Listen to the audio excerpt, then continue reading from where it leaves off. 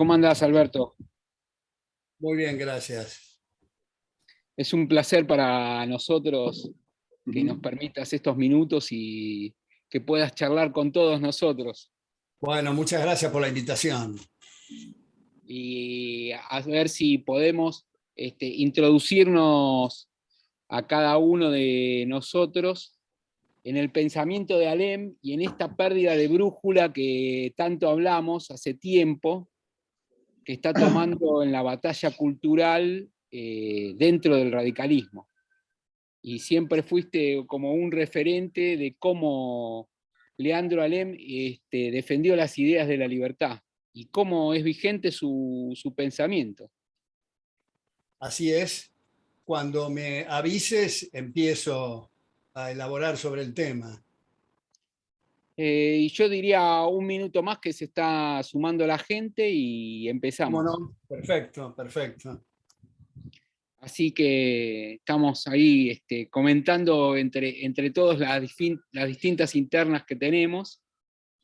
Eh, digamos, dentro del radicalismo y cómo está situado hoy. Entonces era necesario para ciertos sectores radicales que fuimos hace mucho tiempo cooptados por la izquierda marxista, eso lo digo yo. De hecho, hemos planteado desafiliar a la UCR como de la Internacional Socialista, entre otras de nuestras propuestas, y retomar el camino del liberalismo que fue la base de Alem, ¿no? Y la Así de la es, revolución del parque. así es. Así que cuando quieras ya estamos abiertos a tu disertación y muchas gracias por todo. Bueno, muchas gracias de nuevo por esta invitación. Me resulta especialmente gratificante elaborar en torno a la Unión Cívica Radical, porque como has señalado, Julio, tal vez Leandro Alem ha sido en el nivel político lo más extraordinario que ha tenido la historia argentina en esa materia. Me parece que es importante, ya que mencionaste, Julio, la Revolución del Parque, primero en 1890, cuando era la Unión Cívica, liderado por Leandro Alem, pero también acompañado por Aristóbulo del Valle, por Bartolomé Mitre, por Bernardo Irigoyen, dicho sea de paso, Irigoyen con I latina. Se rebelaron contra el desgobierno de Juárez Selman, y si bien es cierto fue sofocado ese movimiento, produjo el cambio a Carlos Pellegrini, que modificó en gran medida, hizo un timonazo en la buena dirección en la Argentina. Ahora, me parece que es de gran interés primero señalar que Leandro Alem era un estudioso, era doctor en leyes, era un admirador de Thomas Jefferson. Hay autores, como yo he tenido el privilegio de conocerlo, porque como miembro de una de las academias que pertenezco, estaba en su momento Enrique de Gandía, que ha escrito sobre Leandro Alem en un ensayo llamado La ruptura del acuerdo, donde destaca muy especialmente los profundos conocimientos jurídicos de Leandro Alem, y el conocimiento de toda la tradición liberal.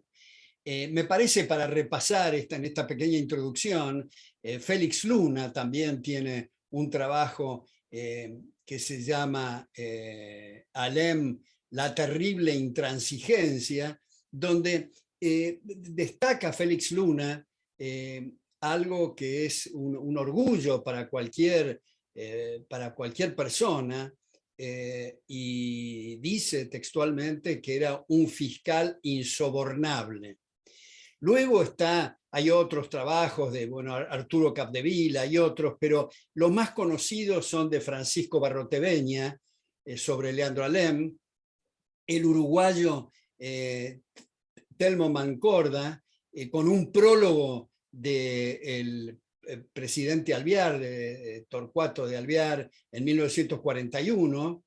Luego el gran historiador Bernardo González Arrilli, también sobre Alem en el año 39, y finalmente mi querido amigo, muerto hace relativamente poco, Ezequiel Gallo, que en 2009 publicó un ensayo, un libro titulado Leandro Alem, y quiero destacar que cuando yo fui rector de SEADE, que fui durante 23 años, Ezequiel Gallo era director del Departamento de Investigaciones, y con él, en la revista académica Libertas, compilamos trabajos de Leandro Alem. Especialmente quiero en esta oportunidad destacar 2 párrafos de Leandro Alem que, a mi juicio, son el alma, la columna vertebral, el eje central de su pensamiento, que es con motivo del debate en la legislatura de la provincia de Buenos Aires sobre la federalización de Buenos Aires. Y dice así, los 2 párrafos. El primero es: sí, dice Leandro Alem, gobernad lo menos posible, porque mientras menos gobierno extraño tenga el hombre, más avanza la libertad, más el gobierno propio tiene y más fortalece su iniciativa y se desenvuelve su actividad. Esto es una cosa muy central. Y tal vez más central aún, en ese mismo debate, dice Leandro Alem, en economía como en política, estrechamente ligadas, subrayo, pongo en bastardilla esto, aunque Leandro Alem no lo pone en bastardilla, estrechamente ligadas, porque no hay progreso económico si no hay buena política. Una política liberal, pongo ahora en letras grandes, además de bastardilla, una política liberal, dice Leandro Alem, que deje el vuelo necesario a todas las fuerzas y a todas las actividades. Estos 2 pensamientos de Leandro Alem podríamos elaborar sobre los consejos de su política fiscal, su política monetaria, su política del gasto público, el tamaño del Estado, en fin.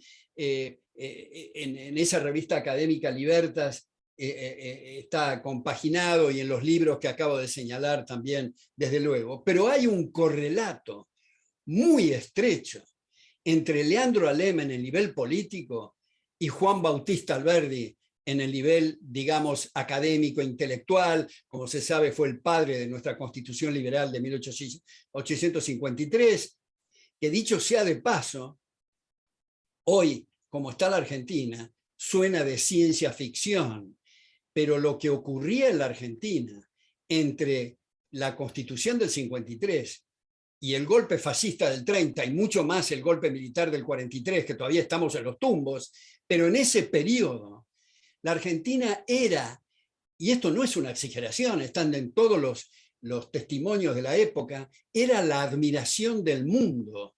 Los salarios e ingresos en términos reales del peón rural y del obrero de la incipiente industria eran superiores a los de Suiza, a los de Francia, Alemania, y muy superiores a España e Italia. La población se duplicaba cada 10 años, teníamos exportaciones a la altura de Canadá, indicadores culturales y educativos en competencia con Estados Unidos. Ahora, ¿qué ocurrió luego?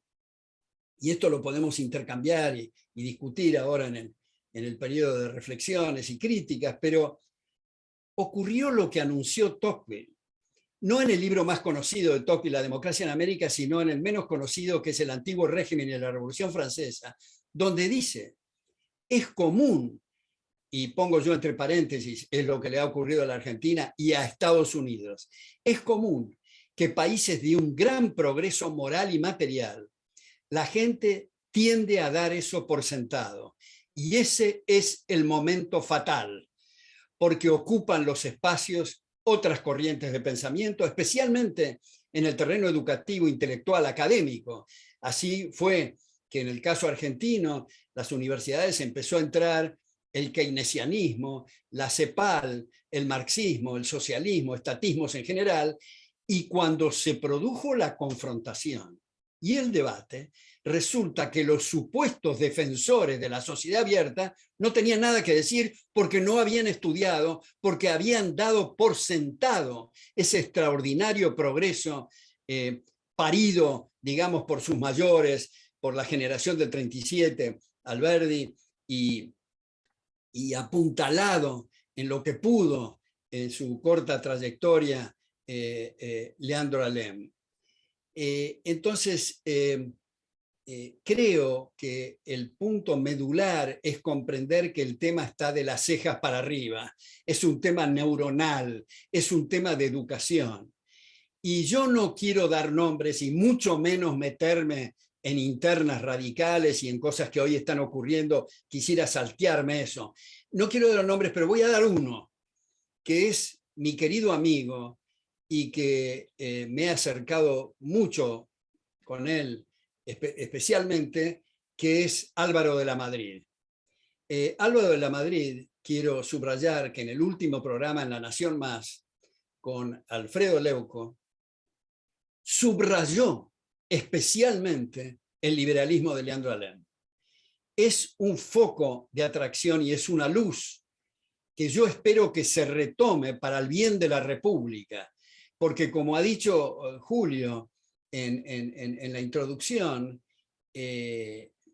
lamentablemente ha adherido con el tiempo la Unión Cívica Radical, ese partido originalmente liberal, extraordinariamente liberal, a la Internacional Socialista.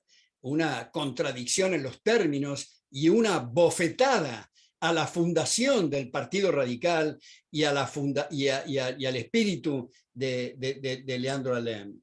Creo yo que la barranca abajo, en fin, hubo varias etapas, pero la más notable ha sido a partir de llamada Declaración de Avellaneda en el año 45, donde empezó a marcarse en una forma muy rotunda el apartamiento del origen del Partido Radical. Yo creo, por bien de la Argentina y por bien de ese partido, Unión Cívica Radical, que dicho sea de paso, el nombre me atrae muchísimo. Unión y cívica y radical. Radical quiere decir que va a las raíces. Y hoy día, digamos, justamente, cuando no quiero decir que se ha puesto de moda porque sería una exageración, pero en todo caso hay una línea muy fuerte, especialmente de gente joven, que toma el ideario liberal. Y es el momento, me parece a mí, para la Unión Cívica Radical a plegarse de esto y no seguir repitiendo, si me permiten la expresión, las sandeces de los últimos 50 años, de los impuestos insoportables, de las deudas colosales, de las inflaciones galopantes, de las regulaciones asfixiantes, y me parece que es la oportunidad para hacer un corte en esto y retomar esa fuente y ese origen. Y los libros que he mencionado los recomiendo todos muy entusiastamente. Son libros muy jugosos, muy sustanciosos, y espero que se pueda leer y se pueda debatir para ver lo que era esta mente de Leandro Alem, que tuvo que forjarse solo, digamos, el destino. Como se sabe, Leandro Alem era hijo de un mazorquero rosista, y por eso se cambió el apellido. En realidad era Alem con N, se puso Alem, digamos, para separarse de esto, y marcó un rumbo que todavía está muy grabado en los espíritus libres en la Argentina. Bueno, me parece que con esta breve introducción tal vez podemos intercambiar ideas sobre distintos aspectos que ustedes consideren pertinentes. Perfecto, no, sí, yo soy un apasionado por lo que estás diciendo, digamos. De hecho, Ezequiel Gallo fue mi profesor en historia del pensamiento en ESEADE. Y sí, coincido con vos. Ahora, el punto central de donde se radicó en los últimos 50 años, yo quería conocer tu opinión y tu punto estratégico desde lo académico, fue obviamente el impulso que tuvo la Franja Morada y la construcción, digamos, gramsciana que tenía esa Franja Morada, que desde el 80 para acá fue copando los distintos estamentos académicos basados en, digamos, el libro de Gramsci, ¿no? Y quería conocer si hoy te parece que estas ideas de la libertad, retomando a Alem como el principio cívico, ¿qué nos podés aportar si es bueno dar la batalla en cada una de las universidades, si crear en cada uno de los consejos, porque también ahí se dieron ese tipo de batallas culturales, acerca de hecho, el Consejo Profesional de Ciencias Económicas está dominado en general por los radicales de izquierda, que yo lo denomino de izquierda, no quiero meter a nadie en problemas, pero quisiera conocer tu pensamiento si el radicalismo también de esta ala puede llevar las ideas y debería confrontar hacia ese tipo de batallas culturales. Bueno, yo creo, Julio, que lo que decís de Gramsci me parece que es un punto muy importante. Yo tengo varios amigos que vienen del marxismo y han tomado el liberalismo, han adherido al liberalismo con gran solvencia, gente de una gran honestidad intelectual, y en ese sentido menciono a mis queridos amigos Manolo Mora y Araujo, a Oscar Comblit, a Carlos Rodríguez Brown, con quien ayer o antes de ayer nos acabamos de comunicar. Él está tiene la cátedra en la Universidad Complutense en Madrid.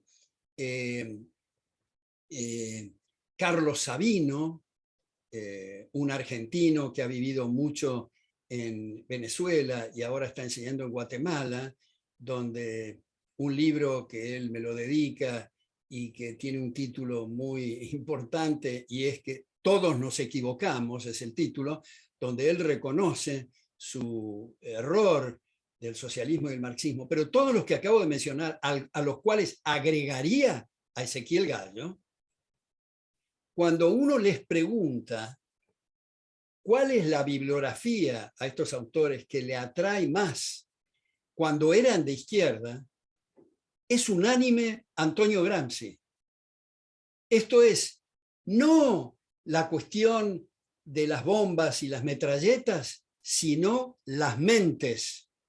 La frase más conocida en este sentido, que estoy en este contexto, de Antonio Gramsci es: tomen la cultura y la educación y el resto se da por añadidura. Yo te cuento, Julio, y les cuento a ustedes que en una de mis últimas columnas, que yo escribo todos los sábados en Infobae, yo contaba algo que al escribirlo confieso que lloré. Y es el cuento de mi querido amigo Eudosio Rabines, quien era peruano y viajaba con pasaporte boliviano, donde él cuenta en su libro más conocido, tiene varios libros, se llama La Gran Estafa, donde él de joven, que vivía en una pobreza espantosa en Perú, tomó con un enorme entusiasmo como los salvadores de la humanidad a Engels, a Lenin, a Marx, etc. Y era un activista en la universidad. Lo detuvieron, lo pusieron preso en un aljibe, por eso tenía Parkinson después, porque estuvo mucho tiempo ahí. Y en un momento dado, llega una comisión, que después se supo eran disfrazados de médicos, para atenderlo a Eudosio Rabines, y eran agentes de Moscú, que lo rescataron y lo llevaron al Kremlin. Eudosio Rabines fue premio Mao y premio Lenin. Una de sus funciones más importantes fue infiltrar las iglesias católicas de España y de Chile. En un momento dado, y esta es la parte que me emocionó tanto, y cada vez que lo cuento y que lo escribo me emociono, empezó a percibir la hipocresía de sus jefes, sobre todo con las purgas que mataban a sus correligionarios, y además la enorme y espantosa pobreza en Rusia. Entonces, una noche en Madrid, con un colega de él llamado Marcusi, un activista italiano, marxista, estaban intercambiando ideas sobre este engaño fenomenal que habían sufrido los dos. Y las trampas y las purgas, como digo, y todo esto, se despidieron a la madrugada después de conversar. Cada uno se fue a su cuarto en ese hotel madrileño, y al rato Eudosio sintió un disparo. Y fue al cuarto de su amigo y se había suicidado. Y el cuento de Eudosio Rabines, cuando dice, me arrodillé frente al cadáver y lloré, pero no lloré solamente por mi querido amigo, lloré por mí, por haber entregado mi vida, haber quemado mi juventud a un grupo de piratas. Pudo escaparse y zafar de eso, y a partir de ese momento yo tuve el gusto de presentarlo en distintas tribunas en México, en Guatemala, en El Salvador y en Buenos Aires, y siempre empezaba haciendo un paralelo con San Pablo en el camino de Damasco, en la conversión, pidiendo perdón por lo que había hecho cuando estaba en el Kremlin, que trató, y yo creo que lo trató con un gran despliegue, y escribía en muchos diarios de Latinoamérica. En la Argentina era La Prensa de aquella época, escribía todas las semanas, publicaba muchos libros, y quería resarcir esos errores, y sus colegas y sus ex camaradas no le perdonaron esta conversión y finalmente lo asesinaron en México. Un muy querido amigo mío, Luis Pasos, lo cuidó mucho en los últimos años, por el cual estoy muy, muy agradecido, pero a pesar de la diferencia de edad, le tenía un gran aprecio. Y como digo, estos amigos que he señalado también, que vienen del marxismo, y muchos muy conocidos, también como Mario Vargas Llosa, a quien le tengo un gran aprecio, y todos vienen de lo mismo. Y es el tema de la enseñanza, es el tema de lo que ocurre en las aulas. Y uno se da cuenta en el ejercicio que tiene en la cátedra que no hay maldad, que en general, salvo rarísimas excepciones, son todos gente, chicas y chicos muy receptivos, muy hospitalarios, sobre todo cuando uno da clases que permite y estimula el debate, que la gente saque todo lo que tiene de adentro. Yo tengo un latiguillo. Bueno, me decía mi querido Berti, me decía Julio, que fuiste alumno mío, y también, bueno, habrás visto, yo tenía un latiguillo el primer día de clase, tanto en la Universidad de Buenos Aires como en los otros lados donde he dado clases, que digo, si no están de acuerdo, interrúmpanme, si no soy claro, díganme, pero si creen que soy claro y creen que están de acuerdo, hagan de abogado del diablo, porque ese es un ejercicio muy importante, porque muchas cosas aparecen prima facie claras, pero después cuando empieza el debate resulta que no son tan claras y hay que pulir muchos ángulos y todo.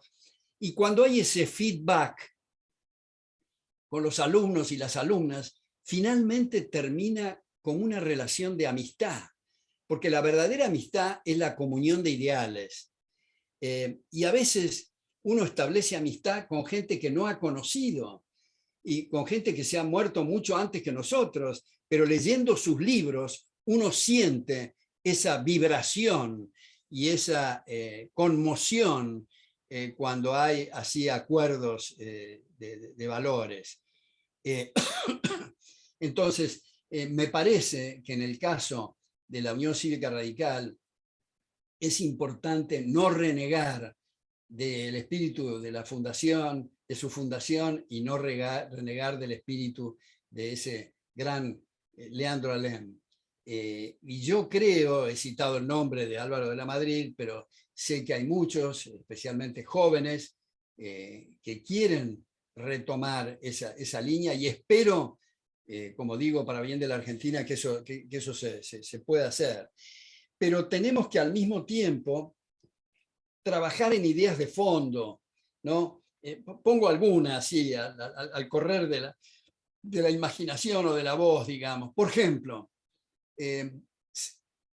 hace relativamente poco, antes de que empezara este zafarrancho viral, hay una persona que organizaba comidas, que más que comidas son seminarios en su casa, porque cada uno hablaba por turno, no como las reuniones sociales, que hay el tartamudeo insoportable. Me acuerdo que había un conocido editor de un diario que se estaba quejando por la distribución de la pauta publicitaria. Y yo le dije, pero fulano de tal, a mí me parece que es un error el quejarse por la distribución de la pauta publicitaria. Lo que hay que hacer es eliminar Telam. Solamente con un espíritu totalitario puede haber una agencia oficial de noticias. Es un desatino, es una cachetada a la inteligencia. Entonces, si el gobierno tiene algo que decir, que dé una conferencia de prensa o tercerice la información. Esto primero. Segunda cuestión, también al correr de la imaginación, digo, a esta altura no tiene sentido seguir con las embajadas, con esos castillos fenomenales en las distintas capitales de las naciones, con automóviles, con pasaportes diplomáticos, con personal, con choferes, con secretarias. Eso estaba bien para la época de las carretas, pero ahora que hay teleconferencias, no tiene sentido las embajadas. Yo creo que tenemos que arrancarnos de nosotros mismos el espíritu conservador, no conservador en el sentido de conservar la vida, la libertad y la propiedad, sino conservador en el sentido de estar enredados en telarañas mentales que no nos permiten salir del statu quo. Tenemos que tener el coraje de tener imaginaciones para poder revertir esta situación. Otra cuestión que puede indagarse mucho más, pero que lo mantengo ahora para solamente enunciarlo, es, ya que estamos hablando de educación, digo, ¿qué es la educación? La educación es un proceso de prueba y error que necesita puertas y ventanas abiertas para que entre mucho oxígeno en un contexto evolutivo. Ergo, es una insolencia que alguien pretenda desde el vértice del poder sugerir pautas o estructuras curriculares. Eso no es porque, como algunos ingenuos dicen, se necesita un buen ministro de Educación. No, el Ministerio de Educación y Cultura no tiene sentido. Estados Unidos, por ejemplo, nunca ha tenido en su historia Ministerio de Educación. Ha tenido últimamente Secretaría de Educación, que estableció esa especie de mamarracho presidente que se llamaba Carter, que Reagan trató de eliminar, la Secretaría de Educación, sin éxito. Y en ese sentido, hago un paréntesis para decir que hay un autor extraordinario que ahora cumplió 90 años, que su libro se llama Inside American Education. Este autor muestra los problemas que crea la Secretaría de Educación y la extraordinaria aparición del llamado homeschooling, que The Economist de Londres ha hecho hace relativamente poco. Le ha dedicado unos 4 o 5 páginas diciendo que los oficiales de admisión de las universidades del Ivy League, o sea, las top de Estados Unidos, estaban impresionados con la calidad académica de los chicos y las chicas que venían de homeschooling, con su vestimenta y con su lenguaje. Y no es que los padres tengan que saber álgebra, geografía, matemáticas, etc. No, solamente tienen que ocuparse ellos o quienes designen, que cumplan horarios los chicos, y en Internet tienen todos los apoyos y el apoyo logístico de la socialización con clubes de baile, de lectura, de hockey, de rugby, en fin, etc. ¿Y eso por qué, lo del homeschooling? Es porque padres quieren salvar a sus hijos del adoctrinamiento. Entonces, me parece que tenemos que... Hace poco, mi querido amigo Alejandro Fargosi explicaba, si me permite la expresión también, la imbecilidad de tener un ministro de justicia. Eso es no saber qué es la división de poderes. En el Poder Ejecutivo no tiene nada que hacer un ministro de justicia. Si realmente hemos comprendido la división de poderes. Entonces, no es cuestión de simplemente estar navegando en la coyuntura, dicho sea de paso, uno de mis últimos libros se llama Maldita Coyuntura, para mostrar que necesitamos tomar distancia y discutir y debatir temas de fondo, y no enredados en las LELICs, como perros histéricos en círculos mordiéndonos la cola. Tenemos que salir de eso y decir, ¿para qué ese ministerio? ¿Para qué esa función? ¿Para qué esa actividad? Y comprender cuando se dice que el Estado debe hacer, es el vecino que hace, porque el Estado, nadie de los gobernantes ponen un peso de sus bolsillos. En todo caso, en muchos casos se los llevan, pero nadie pone. La gran ficción, es decir, el Estado debe hacer, estamos diciendo, es el vecino que tiene que hacer con el fruto de su trabajo. Y por último digo que en las facultades de Derecho, salvo honrosas excepciones, lamentablemente no egresan abogados. Abogado quiere decir defensor del derecho. Egresan estudiantes de leyes que pueden repetir como loros cuál es el número de la ley, el párrafo y el inciso, pero no tiene la más perra idea de qué significa el derecho, como mojones y puntos de referencia extramuros de la norma positiva. El positivismo jurídico ha hecho estragos. Por eso el Premio Nobel en Economía Hayek ha publicado estos 3 tomos traducidos al castellano como Derecho, Legislación y Libertad, para distinguir la diferencia entre el derecho y la mera legislación. Entonces, me parece que es un gran desafío para los liberales lo que está ocurriendo en el mundo, y no solamente lo que ocurre en la Argentina, lo que ocurre en Cuba, Nicaragua, en Venezuela, lo que ocurre en Europa con el resurgimiento de la xenofobia y el nacionalismo, lo que ocurre en el Vaticano, que tenemos un papa peronista, lo que ocurre en Estados Unidos, digo, para señalar solo las últimas 2 gestiones, y termino con esta, mi participación.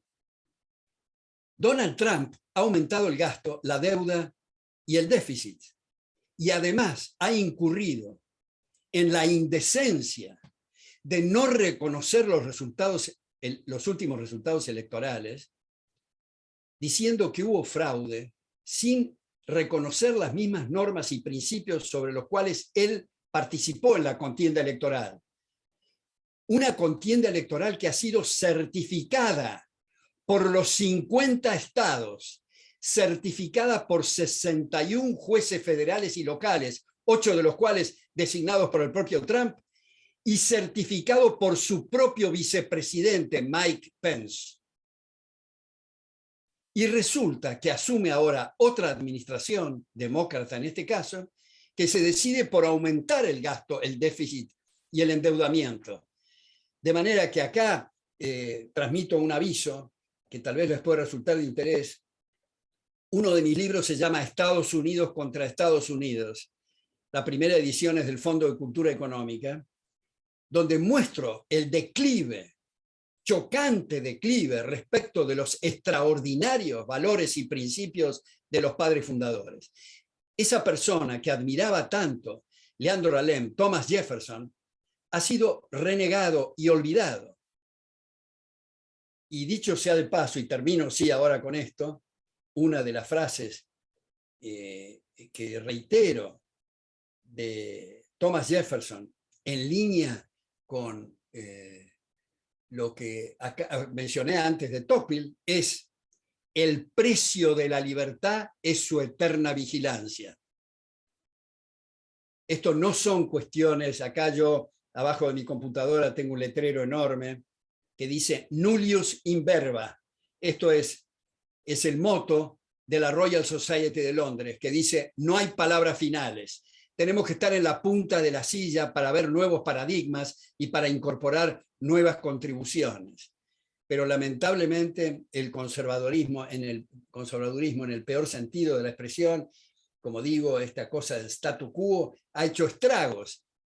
Y si hubiera existido este espíritu conservador, de entrada, nuestros ancestros, porque todos venimos de la miseria, de las cuevas, del garrote y el taparrabos, no hubiéramos pasado del garrote y el taparrabos porque el primero que inventó el arco y la flecha era una cosa novedosa. Y si ponemos lo que en lógica se llama la falacia ad populum, si todos lo hacen está bien, si nadie lo hace está mal, quiere decir que no hubiéramos utilizado el arco y la flecha, seguiríamos con el garrote. Entonces, hay que usar las neuronas y la imaginación, me parece, para terminar con este leviatán que nos está asfixiando. Gracias, Alberto. Bueno, no, hay muchas, como disparaste como muchas preguntas. Voy a ver si Alejandro, que fue el primero que me quería ahí consultarte y decirte algunas cosas, a ver si podemos disparar. Disparaste tantas cuestiones que está bueno, primero porque es lo que yo veo, digamos, ataca el punto neurálgico, que es lo que necesita el país, y vuelve a las raíces de lo que fue el radicalismo, y lo que sintetizó Alem con esa fractura con la misma unión cívica. Porque lo que hoy se está discutiendo es lo que discutían entre la Unión Cívica y la Unión Cívica Radical, las raíces. Pero voy a dar paso a otros, a ver si podemos intercambiar algunas cosas más, si te parece, Alberto. ¿Cómo no? Ale nomás, que fuiste el primero, a ver si... Julio, muchas gracias por estar y compartir con nosotros, Alberto, si me permitís tutearte. Hay una diputada que dice algo muy interesante que nosotros por ahí tomamos como referencia, la diputada Sabrina Ahmed. Ella dice que en la Argentina los antiliberales siempre nos definieron a los liberales. ¿Cómo? Perdón, no entendí eso. ¿Cómo? Que en la Argentina los antiliberales siempre definieron por nosotros, y eso quedó en el imaginario colectivo, todas esas definiciones con respecto a aspectos sociales, políticos y económicos. Y nosotros, tal vez por falta de argumento, por falta de querer meternos en el barro político, no esbozamos definiciones y reflexiones sobre cuestiones pragmáticas de la diaria. En ese sentido, me gustaría, si nos podés dejar algunas reflexiones con respecto al rol del Estado en una sociedad liberal y, por otro lado, el rol de las regulaciones en la dinámica social, en la dinámica política y en la dinámica económica. Es todo por mí. Bueno, gracias Alejandro por esa reflexión. Antes de contestarla, me viene a la mente que en mi elaboración anterior mencioné el libro Inside American Education de este profesor, y no mencioné su nombre, que es Thomas Sowell, que acaba de cumplir 90 años, que es Senior Research Fellow en Hoover.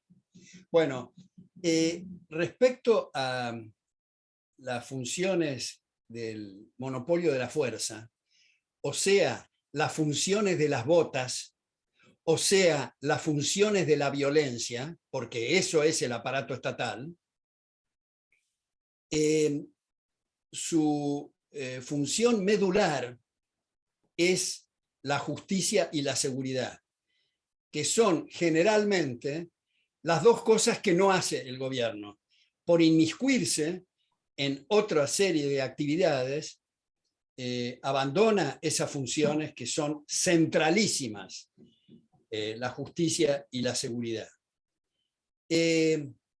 Ahora que estamos en pandemia, una de las cosas que se le ocurren a las mentes liliputenses del estatismo es controlar los medicamentos, controlar las vacunas, controlar el alcohol en gel y equivalentes.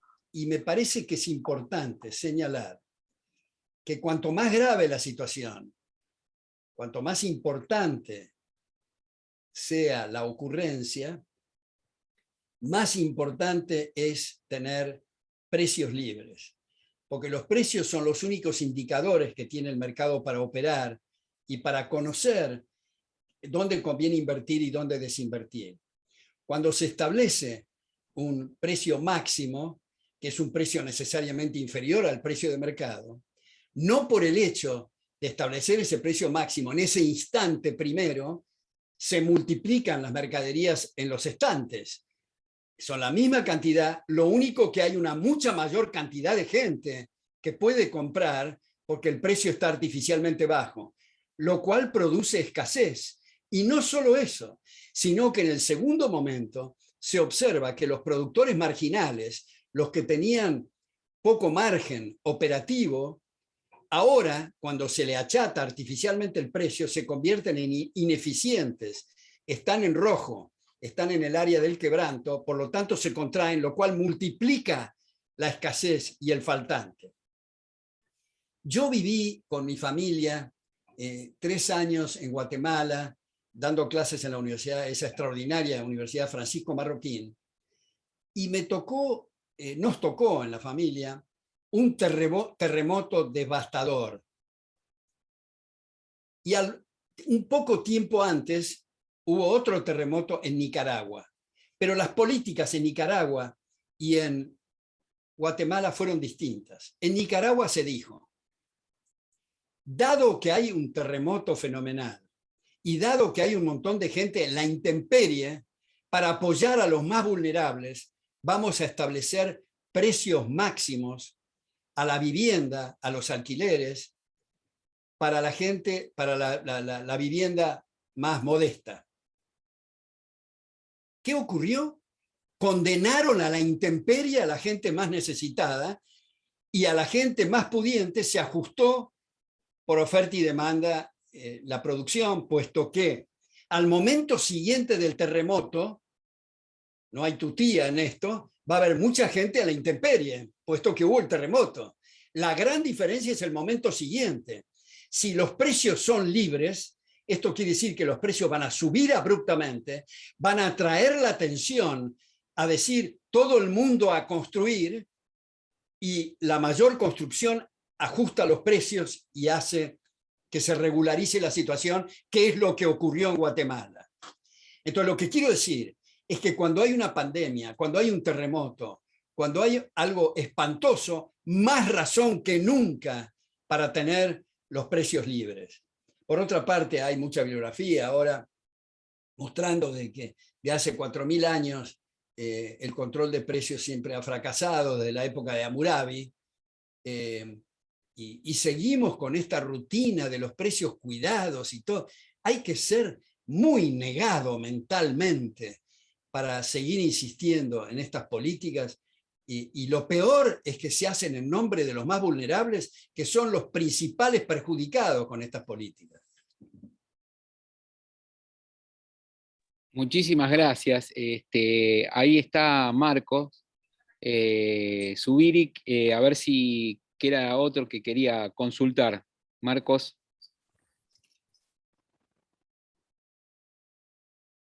¿Estás muteado, Marcos? ¿Estás muteado? Ahí está. Gracias, Julio.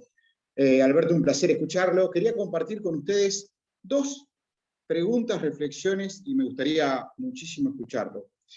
Desde el punto de vista económico, se habla mucho o por lo menos uno escucha hablar de que para tener cierto nivel de desarrollo, de crecimiento, hay que apelar a los agregados económicos, ¿no? A no tener déficit, a tener una tasa de inflación razonable, niveles de precios razonables, etc. Mi opinión, o lo que quería compartir con ustedes, que se habla poco de que tenemos que fabricar empresarios, emprendedores, en el sentido schumpeteriano de la palabra, ¿no?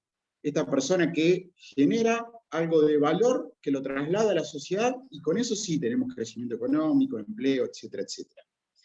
Y aquí le pido que me dé su opinión al respecto.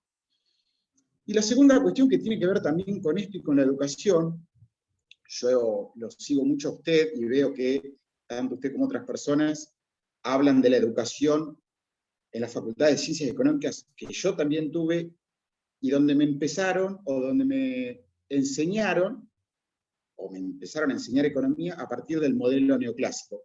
Debo hacer un paréntesis, cuando lo escuché a usted y a otros criticar este modelo neoclásico, me quedé bastante tranquilo porque nunca me cerró del todo.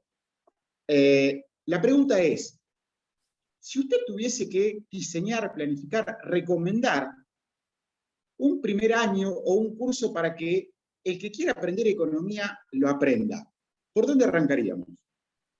Bueno, muchas gracias, Marcos. Hay varios capítulos en esas muy interesantes puntos. Empiezo por el último, el modelo neoclásico. El eje central del modelo neoclásico, como sabes, Marcos, es el llamado modelo de la competencia perfecta. El modelo de la competencia perfecta supone, como uno de los presupuestos, que los operadores tienen conocimiento perfecto de todos los factores relevantes. Si fuera así, si tuvieran el conocimiento perfecto de todos los factores relevantes, no habría posibilidad de arbitraje, no habría posibilidad de empresarios, no habría posibilidad de competencia. Ergo, ese modelito es una contradicción en los términos. Pero como muchos de los profesores se pasan ese cassette porque es lo que aprendieron, le pasan eso a los alumnos. Ahora, hay una cosa, Marcos, que a mí me parece que ilustra muy bien esto, y es en la autobiografía intelectual de Raúl Prebisch. El libro se llama Capitalismo Periférico, donde él cuenta los mejores años de mi vida los pasé frente al pizarrón en la Facultad de Ciencias Económicas. Luego salí al mundo real y vi que no tenía nada que ver con lo que me habían enseñado. Y ahí él produce un salto lógico, ergo el intervencionismo.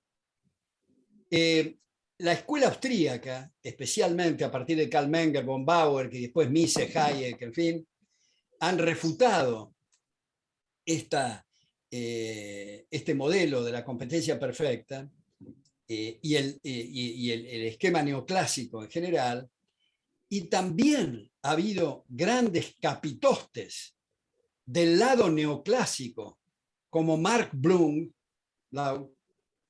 que ha reconocido su error por escrito y dado la razón a la escuela austríaca.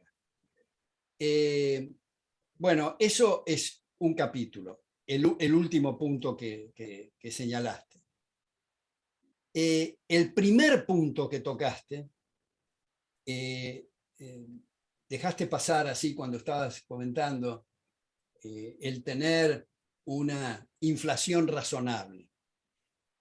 Bueno, yo no comparto eso y creo que en el espíritu, en realidad, de tu pregunta tampoco lo compartes, porque tener una inflación razonable es lo mismo que decir permitamos una estafa razonable. Y acá viene otro punto que hay que, me parece a mí, mirar con mucha atención, y es la existencia de la banca central. La banca central, que fue creada antes de ayer, porque todas las bancas centrales son del siglo XX, 1935 es el caso argentino, es cierto que estaba la Banca de Inglaterra, pero es la excepción, en general todas las bancas centrales son del siglo XX. Viene esta cuestión que me parece muy importante analizar. Supongamos, Marcos, un directorio de banca central constituido por los mejores economistas del orbe, los más competentes y los más decentes solo pueden decidir en uno de tres caminos: a qué tasa expandir, a qué tasa contraer o dejar igual la masa monetaria. Cualquiera de las tres cosas que decida va a estar alterando los precios relativos. Esto es, los precios, las únicas guías que tiene el mercado para operar, van a ser distintas de las que hubieran sido si no hubiera habido esa intromisión. Ahora viene una especie de contrafáctico de alguien que diga, imaginémonos que alguien diga, pero supongamos que esos banqueros centrales son tan competentes que tienen una especie de bola de cristal y que hacen exactamente lo que la gente quiere. La repregunta o la contestación o la reargumentación o la contestación, digamos, a esto es doble. Primero, si va a ser lo mismo que la gente quiere, ¿para qué diablo se metió? Con el ahorro de los honorarios de estos directorios del Banco Central. Segundo, y más importante, la única forma de saber qué hubiera hecho la gente es dejarla que se exprese. O sea, para seguir, ahora hay una bibliografía muy tupida en esta materia, pero abrió el debate, otra vez lo cito a Hayek, en su libro de 1976 del Institute for Economic Affairs, que bien traducido al castellano, en inglés es The Denationalization of Money, traducido al castellano es la privatización del dinero. O sea, lo que está diciendo Hayek es que estamos en medio de un fetiche fenomenal, y es decir, que el gobierno tiene que administrar el dinero. Y todavía hablamos de soberanía monetaria. Es tan tonto como hablar de la soberanía de la zanahoria. Entonces, que la gente pueda elegir cuál es el activo monetario que desea. Seguramente, por ejemplo, en la Argentina, si se elimina el Banco Central y el curso forzoso, lo primero que la gente va a elegir, es una conjetura, es el dólar. Pero con el tiempo, hay banqueros, instituciones financieras y similares que van a pensar, ¿por qué salir de la banca central argentina y adherir a la banca central de Estados Unidos, que comete los mismos errores, mucho menos graves, pero acá hay un problema de naturaleza, es un problema de grado, digamos. Entonces, ¿qué es lo que van a descubrir? Bueno, eventualmente van a retornar a otros aspectos de la historia monetaria, por ejemplo, el patrón oro, el patrón plata, el patrón platino, una canasta de monedas. No sabemos, una de las grandes ventajas del proceso de mercado es que no sabemos antes que la gente se pronuncie. Pero en todo caso, dice Hayek, han transcurrido 200 años para darnos cuenta del horror y el error de atar la religión al poder político. No esperemos otros 200 años para darnos cuenta del error y el horror que el gobierno tenga algo que ver con la institución monetaria, porque es igual que el cuento del lobo feroz, lo tienen para comernos mejor. En las cartas orgánicas del Banco Central dicen que es para proteger el valor del dinero, pues ninguna banca central en la historia de la humanidad ha protegido el poder adquisitivo del dinero. De manera que es un cuento chino, con perdón de los chinos. Ahora, un último punto que intercalaste en el medio de ese punto final que hiciste y el primero que acabo de señalar, y dijiste cómo hacer y qué consejo darías para tomar la tradición de la escuela austríaca para revertir estos modelos de la competencia perfecta y el neoclasicismo y para tener estos puntos centrales, no solo en materia puramente económica, sino también en marcos institucionales que rodean a este corazón que es el aspecto económico. Bueno, en ese sentido, si me permiten lo autorreferencial, yo aconsejaría mi libro de texto que se llama Fundamentos de Análisis Económico, que tiene 12 ediciones y tiene prólogo de este premio Nobel en Economía Hayek y un prefacio del ex secretario de Estado de Estados Unidos, William Simon. Es una cosa autorreferencial, pero lo aconsejo. Ha sido el primer libro en el mundo hispanoparlante que introdujo en un libro de texto la tradición de la escuela austríaca. Muchísimas gracias. Ahí está Rogelio, que levantó la mano y quería también aportar algo. Bueno, muchas gracias. Hola Alberto, ¿cómo estás? Como siempre, un Hola placer. Rogelio, qué gusto de verte. Tanto tiempo, ¿cómo estás? ¿Bien? Muy bien por ahora. Siempre hay que decir por ahora porque uno no sabe qué va a pasar mañana. Tal cual. Che, Alberto, voy a ir un poquito a meter el dedo en la llaga con respecto a los organizadores de esta charla tan buena. Digamos, desde el regreso de la democracia, quizás desde antes, pero desde el regreso de la democracia, el radicalismo fue cooptado por Alfonsín, la coordinadora, y bueno, sabemos que son ha sido referente de la Internacional Socialista, Alfonsín, y como que ha desplazado al resto de las corrientes. Creo que probablemente Ricardo López Murphy sea el único representante visible. ¿Qué le aconsejarías, aparte de este tema de batalla cultural, como actitud para intentar retomar ese camino perdido después de quizás Alvear como último referente? Bueno, gracias Rogelio por esa reflexión. Yo quisiera dividir lo que acabas de decir en dos capítulos. El primero es referido a Alfonsín. Yo sé que lamentablemente Alfonsín no se había compenetrado para nada de temas económicos, los que lo rodearon mucho menos, y terminó en la batahola que terminó su gestión. Pero quiero rescatar de Alfonsín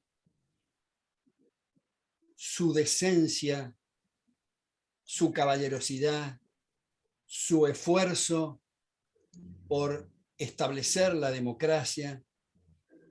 Yo he tenido algunos intercambios y he leído cosas de Graciela Fernández Mejide, donde ha explicado todo esto del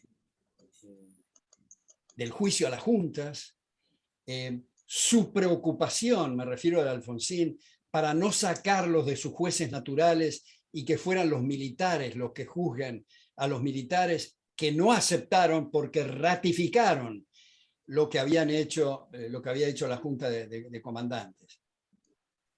Pero en todo caso, el poner el descubierto, el espanto de la guerra antisubversiva, de haber tratado esta cuestión a través de secuestros de niños, de bebés, de torturas, de tirar gente al mar, en lugar de dar la cara, firmar actas, y dado que había este problema grave en el fuero federal penal, hacerlo en sede militar, pero no utilizar los mismos métodos de los encapuchados. Hay una persona que yo no comulgo para nada con sus ideas y muchas cosas de su conducta, que es el general Lanusse, Alejandro Lanusse, que él dijo en diciembre del año 71, en el Día del Ejército, ante sus camaradas de armas, más o menos textualmente: si nosotros nos dejamos tentar y utilizamos los mismos procedimientos que los terroristas, la vamos a ganar en el terreno militar, pero la vamos a perder en el terreno moral, que es el terreno más importante, y se va a derrumbar toda nuestra base de sustentación. Hay tres generales, el general Corbetta, el general Mujica y otro general que ahora no me viene el nombre, lamentablemente, que pidieron a viva voz hacer juicios con defensores y no proceder como los encapuchados, y los tres fueron pasados a retiro. Si me permiten un minuto, perdón.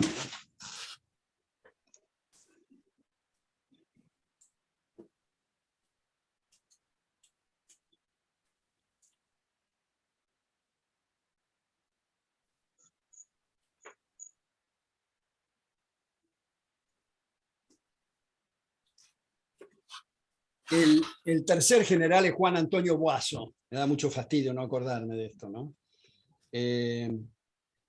Rodolfo Clodomiro Mujica, Juan Antonio Boazo y Arturo Corbetta.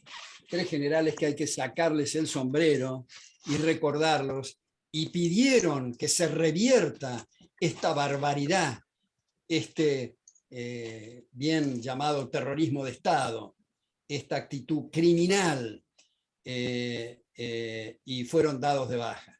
Entonces, en ese sentido, quiero hacer y quiero recordar, digamos, al expresidente Alfonsín, si bien es cierto lo que dice Rogelio, y que es del dominio público, como terminó y tuvo que entregar el poder antes y todo lo demás, por la batahola de su gestión.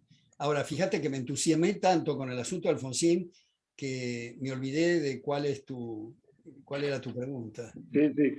Era cómo podían hacer este grupo de gente que quiere recuperar las ideas de Alem, sí, para bueno, revertir un proceso sí, tan pesado. Bueno, yo he tenido algún éxito, no el suficiente, porque si no, no estaríamos como estamos, en recomendar algo que voy a también recomendar para la Unión Cívica Radical, y es el constituir ateneos de lectura.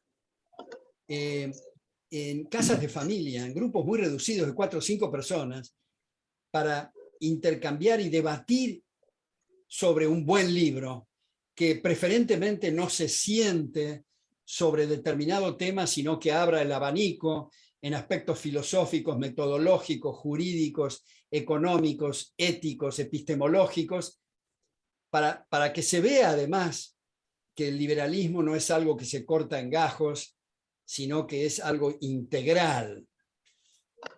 Por eso, Rogelio, aprovecho para decir, y también era de la época de Alfonsín, muchos que se decían, yo soy liberal en cuanto a los derechos civiles, pero no soy liberal en el campo económico. Eso es una sandez, porque la parte de los derechos civiles o políticos es el continente, y el contenido es usar y disponer lo propio. El continente es para el contenido. Si el continente rechaza el continente no sirve. Entonces es algo integral.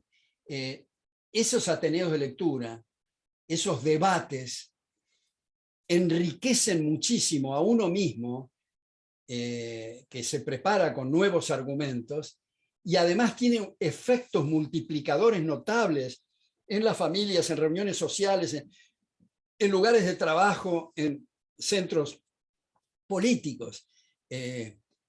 Yo creo que eso es un paso, porque lo importante otra vez no es considerar que fulano es más o menos izquierdoso, intervencionista, porque es un caprichoso. No, porque él cree que así son las cosas, y por lo tanto hay que debatir esa idea y mostrar con argumentos y mejorar nuestras posiciones, como muchas veces he dicho, ¿no?